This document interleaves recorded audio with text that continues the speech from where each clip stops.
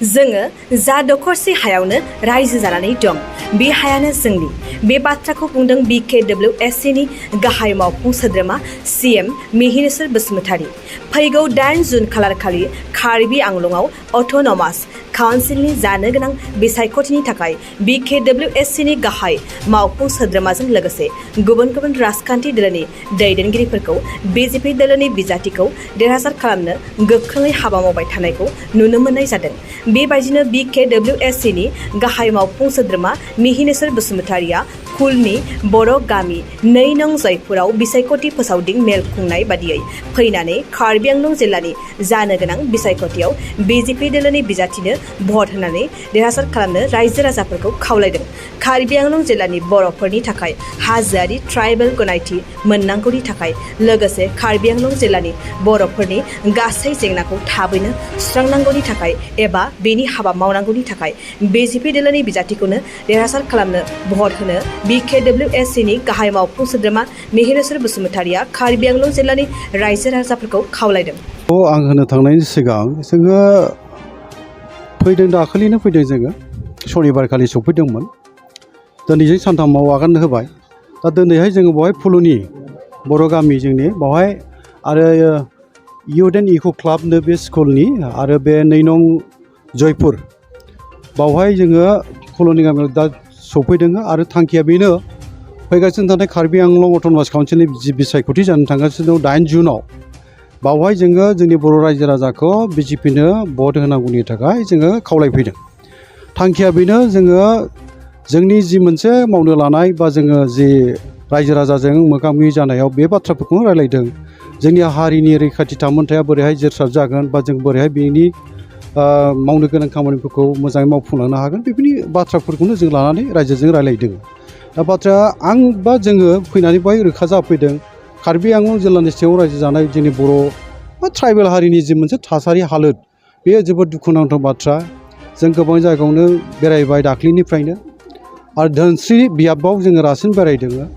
दा बेफोर बेरायनानै बर'फोरनि हालोदखौ नुनानै खोब जोङो जिंगासिथाव आरो दुखुनांथाव हालोद बियो थासारिया दुखुनांथाव। दा ओरैनोथ' रायजो जानायाव हानि माने जि मोनसे जेंना बे जेंना बुंनो थाङोबा दुखुनांथावथार। हाया जोङो हाग्रा ओनसोलाव रायजो जादोंखाय जोङो दासिमबो हानि जे मोन्थाय मोननांगौ बे मोन्थायफोरखौबो जों मोननो हायाखै। आरो कार्बि आंलंनि बर'फोरनि मोनसे गिदिरथार मोनसे दाबि दंखायो बे दाबियाबो दिनैसिम सुस्रांजायैलाय हयथ' बेफोर मावफुंनायावबो हेंथा जादों नामा बेखौबो साननो गोनां। मानोना जोङो दाबो हाजोआरि ट्राइबेल हिसाबै गनायथिखौ मोनाखै कार्बि आंलंआवहाय। दाबिबोदों दाबिनायनि गेजेरजों जोंनि गोरोबथाफ्राव मोनसे क्लज हिसाबै दफा हिसाबै हाबदोंब्लाबो बे दफाफ्रा मावफुंजायाखै। थांनाय 2003 मायथाइनि 10 फेब्रुवारियाव जानाय BTC एकर्डआवबो जोंनि 8थि दफायावनो कार्बि आंलंनि बर'फोरनि हाजोआरि ट्राइबेल मोननांगौनि जि मोनसे गोरोबथानि मोनसे दफामोन बेयो मावफुंजानांगौमोन मावफुंजायाखै।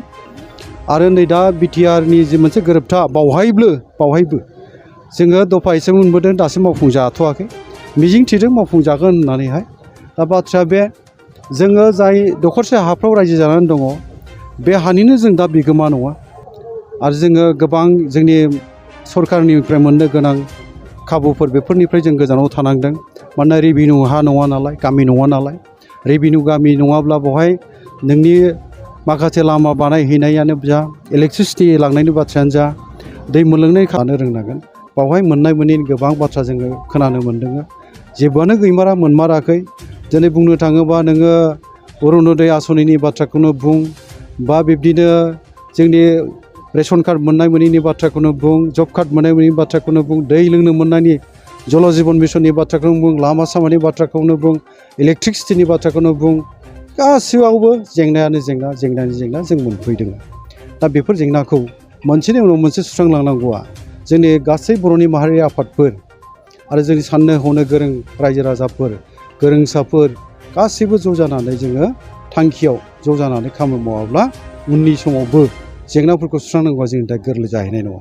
बेखौ नुनो मोननाय जादों। ओंखायनो खावलायना बे थाबाय मिजिं दङ थांखि दङ जोंहा हारिखौ गेरेमसा हारि दानाय बड'फानि सिमां जेसेबां जे जों खामानि मावबोदों सोलोंबोदों बे हिसाबै बर' हारिखौ गेरेमसा हारि हिसाबै गायसननांगौब्ला बर' हारिनि गेजेराव खौसेथिया फैफिननांगोन। बे दिनैनि समनि जोंखौ हांख्रायनाय थिननाय बे समनि हांख्रायनाय थिननायखौ गनायनानै जोंनि दैदेनगिरिफ्रा बेखौ बेसेन होनो रोङाबा जों भुगिनांनायनि अनगायै जेबो जाहैनाय नङा बे सैथो बाथ्रा। ओंखायनो आंनि खावलायनाया बे थागोन जेब्लाबो थागोन। आरो बर' हारिया खौसेथि राजखान्थि सोमावसारनो नांसिगौ। हाथियार जांख्रिथायनि बाथ्रा आं बुंनाय नङा आरो जोंनो हाथियार जांख्रिथायनि गोनांथि दा गैया। जोंनो बर'फोरनो खौसेथि पलिटिकेल माने जि मोनसे स्ट्रागल सोमावसारनाय बेखौ लाबोनो हायोबा माने बर'फ्रा ज' जानानै 10 बोसोरसोल' जोङो राजखान्थियारि सोमावसारनायखौ जांख्रिखांनायखौ लाबोनो हायोबा बावनो जोंनि देरहानाया दङ। जोंनि गोबां जाफुङै दाबिफोर मोनैफोर बेफोरखौ जों जाफुंहोनो हानाय मोननो हानाय खाबुआ दंथारो। नाथाय जोंनि दैदेनगिरिफ्रा ज' जाया नालाय ज' जायैनि थाखायनो जोङो खौसेथि राजखान्थि सोमावसारनायखौ लाबोनो हाथ'वाखै नालाय बे जाफुंनायखौबो जों मिजिं लाथ'नोबो हायाखै। नाथाय नाजालांनांगोन नङा होनबा? जाफुङाखै जानाय नङा बिदि साननाया थिग जानाय नङा। जों नाजालांबाय थायोब्ला गले गले नाजायोबा सानसे जाफुंनायाबो मोगथां जायोनो बे फोथायनाया जोंहा दं। जाहोन जागोन। आरो जों मोनथिनो मोनबोनायाव कार्बि आंलं रायजो जानाय माखासे गामिफ्रा गले गले गाख्रेबजाबाय इभिक्सननि नामावहाय सावजाबायबो। दा माखासे बे रोखोम जायगाफोर गामिफोर जोङो लोगो मोनबोबाय। आरो दुखुनांथाव बाथ्रा बे फरायसालिफ्रा जोङो बर' बिजोंजों फरायनो मोननांगौमोनब्लाबो गोबां जायगायाव बर' बिजोंनि फरायनाय खाबु गैया। बेफोरखौबो जों मोनथिफैबाय रोखा जाफैबाय। दा जोंनि मावनांगौआ गोबांथार। जोङो हारि हिसाबै ज' जानानै खौसे जानानै मावलाङाबा बेफोरनि जेंना जेथोखौ मोनसेनि उनाव मोनसे सुस्रांलांनांगौआबो गोब्राब। ओंखायनो आंनि खावलायनाया बिसो थागोन। बे बिसायख'थि मेलनि गेजेरजों जों जाय बाथ्राफोरखौ रायजोफोरनो फोरमायदों बुंदों रायजोफ्रा बुजिदों मोन्थिदों। नाथाय मावफुंलांनांगौआवहाय जों ज' जायाब्ला जेबो राहाबो गैया। आरो जोंनि थांखिया जाहैबाय सरकारजों थाफानानै जोंनि खाबुफोरखौ मोननांगौखौ मोन्थायफोरखौ मोननांगौखौ जोङो मोननो हानांगोन आरो बिनि थाखाय जों खामानि मावनो रोंनांगोन।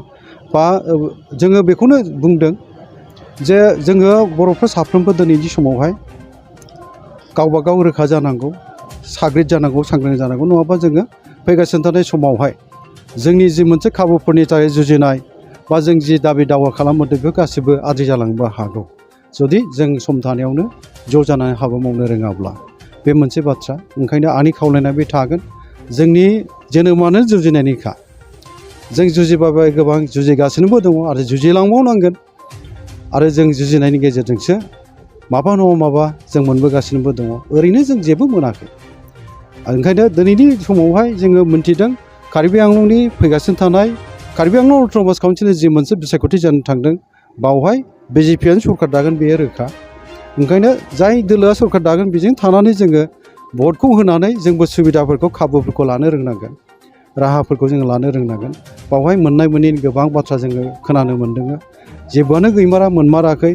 दिनै बुंनो थाङोबा नोङो अरुनदय आसनिनि बाथ्राखौनो बुं बा बिब्दिनो जोंनि रेशन कार्ड मोननाय मोनैनि बाथ्राखौनो बुं, जब कार्ड मोननाय मोनैनि बाथ्राखौनो बुं, दै लोंनो मोननायनि जल जीवन मिशननि बाथ्राखौनो बुं, लामा सामानि बाथ्राखौनो बुं, इलेक्ट्रिसिटिनि बाथ्राखौनो बुं, गासिबावबो जेंनायानो जेंना जों मोनफैदों। दा बेफोर जेंनाखौ मोनसेनि उनाव मोनसे सुस्रांलांनांगौआ जोंनि गासै बर'नि माहारि आफादफोर आरो जोंनि साननो हनो गोरों रायजो राजाफोर गोरोंसाफोर गासैबो ज' जानानै जोङो थांखियाव ज' जानानै खामानि मावाब्ला उननि समावबो जेंनाफोरखौ सुस्रांनांगौआ जोंनि थाखाय गोरलै जाहैनाय नङा। बेखौ नुनो मोननाय जादों। ओंखायनो खावलायना बे थाबाय। मिजिं दङ, थांखि दङ जोंहा हारिखौ गेरेमसा हारि दानाय बड'फानि सिमां जेसेबां जों खामानि मावबोदों सोलोंबोदों बे हिसाबै बर' हारिखौ गेरेमसा हारि हिसाबै फैगौ 8 जुन जि कार्बि आंलं अट'नमास काउन्सिलनि बिसायख'थि जागोन बिनि थाखाय बिजेपि दोलोनि जानानै जों दिनै मोननै जायगायाव केम्पिं खालामदों। खौसेथि बर' सुबुं आफाद, बर'नि कार्बि आंलं जिल्लानि गासिबो माहारियारि आफाद लोगो नांनानै जोङो 1 नम्बराव जों 2 नं जयपुर बिनि मानगोनां बिजेपि दोलोनि केन्डिडेट गाम्बुरा खिलिं बिथांनि जानानै आरो हावराघाटनि केन्डिडेट अजित दे बिथांनि जानानै जोङो रायजोफोरजों सावरायदों। जोङो एबार रायजोफोरनि गेजेराव बिजेपि दोलोनि प्रति एबा थांनाय समफ्राव मावलांनायनि सायाव बिथांमोना नेक्स्टआव माबायदि मावजानायखौ लुगैदों बेनि बागै सावरायदों। गामिनि गोबां रायजो राजाफ्रा मोननायखौ लानानै गोबां बाथ्रा बुंदों। नंखायबो नङा। थांनाय समफोराव जिहेथु जोङो बर'नि गासैबो माहारियारि आफादफ्रा कार्बि आंलं जिल्लानि इसु बे इसुखौ लानानै गाहायै खामानि मावदोंमोन जायनि जाहोनाव जोङो डेभेलपमेन्टखौ दोनथ'नाय जादोंमोन खिन्थु एबार जोङो बिजेपि दोलोखौ जोंनिफ्राय गोख्रोङै जोङो बुंदों जे एबार इसुजों लोगोसे जोंनि बर' रायजो राजानि बर' गामिनि जौगाथायनि थाखायबो खामानि मावनो जोङो बुंदों दा बिथांमोनहा खोब सिनसियारि मावलांनायनि थाखाय जोंनो बाथ्रा होदों आरो जोङो दाखालिनिफ्राय जेसेबां कार्बि आंलं जिल्लानि गुबुन गुबुन 26 समस्तिनि बादाव जों गोबां समस्तियाव गिदिंनानै जों नुदों एबार बिजेपि दोलोनि मेक्सिमाम केन्डिडेट बेयाव देरहाबोगोन आरो बिजेपि दोलोनिनो मोनसे सरकार कार्बि आंलं अट'नमास काउन्सिलाव जागोन कार्बि आंलं जिल्लायाव 26 समस्ति दङ 26निनो एफा एनै 26 समस्तियावनो बर' सुबुंफोर दङ गासै बेसेसो सुबुं दं गासै ओरैनो एक्जेक्ट समस्ति वाइज भटार्सनि हिसाबा आंनाव गैया